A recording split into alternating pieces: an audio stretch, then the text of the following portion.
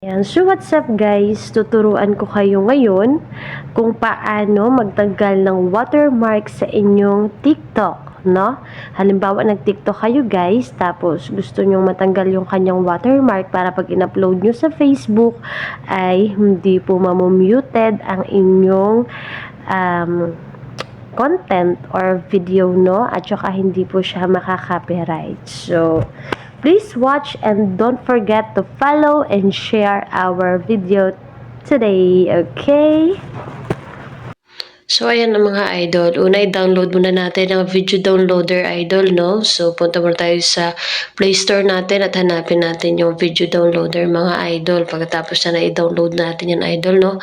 Para ma-upload natin yung mga video natin, mga idol. So, ayan, ganito ang itsura niya, idol, no, ng pagda-download. Ayan, after natin mag-download, idol, ng video downloader, punta tayo sa TikTok natin, no? Ayan,